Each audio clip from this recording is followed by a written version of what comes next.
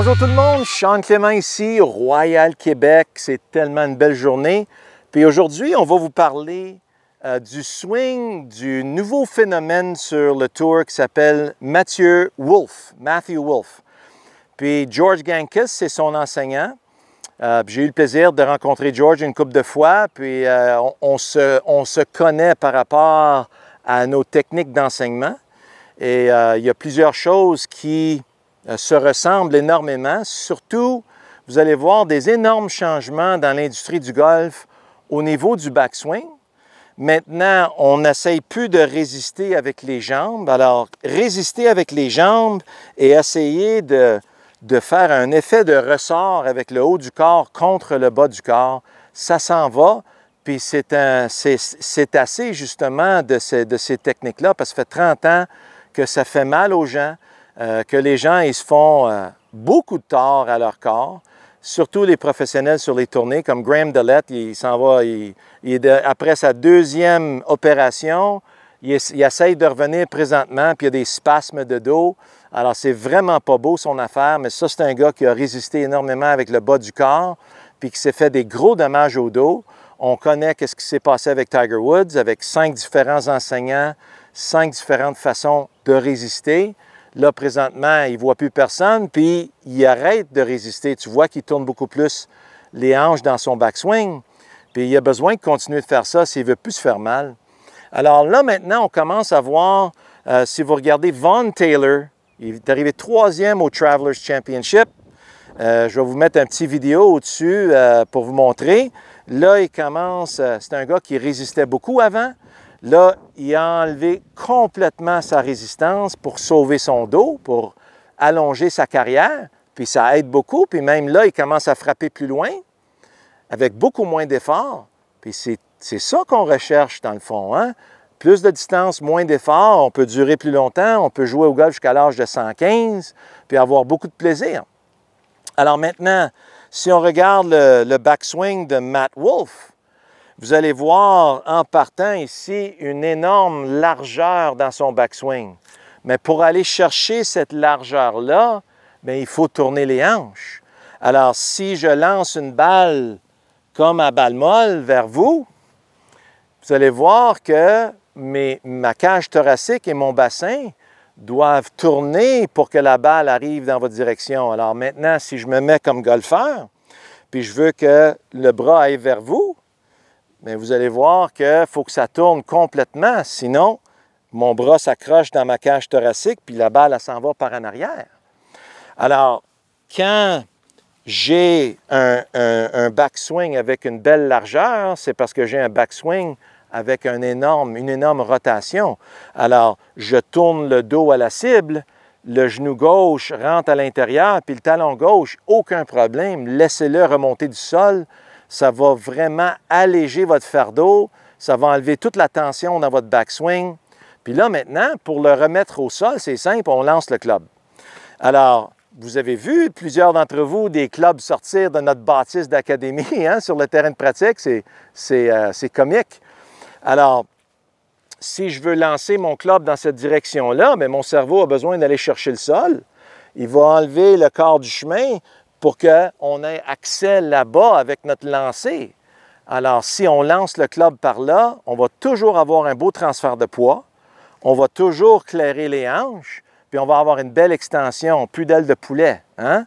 Donc, j'ai une belle largeur dans mon backswing. Alors, il y a plusieurs d'entre vous, ils disent « Bien, j'ai entendu parler qu'il fallait garder l'aisselle collée à la cage thoracique, mettre un head cover en dessous. » Alors, c'est impossible d'avoir grandi sans avoir vu des tournois de balles rapides. Hein? Alors, si je joue à la balle rapide, je vais avoir un moulin qui part de l'épaule ici. Alors ça, c'est ma marge de manœuvre avec mon bras. Alors si je colle mon aisselle, savez-vous qu'est-ce que c'est ça? T-Rex. T-Rex qui lance une balle comme à balle rapide. Mais là, on est rendu pire que si on avait un lancer à la balle molle. Alors pour aller chercher de la vélocité, vous avez vu que Hey, ça rentre, hein, à balle rapide, c'est écœurant comment on peut aller chercher une vélocité quand c'est libre. Donc, quand on essaye de garder notre aisselle collée, bien, essentiellement, ce qu'on est en train de faire, c'est qu'on est en train d'arracher notre unité bras-club. Là, j'ai un bel arc large. Je colle mon aisselle. Vous voyez qu'est-ce qui arrive là? Je me suis effondré. Comment ça se fait maintenant? Là, j'ai une belle largeur. Whoop! Comment je reviens à la balle? Bien, revenir à la balle d'ici, ça prend un over the top. Over the top devient nécessaire quand on essaye de coller le bras dans le backswing. Donc, essayez pas de faire ça. Regardez un corps arrière au football. Le corps arrière, il va chercher une belle largeur dans son backswing.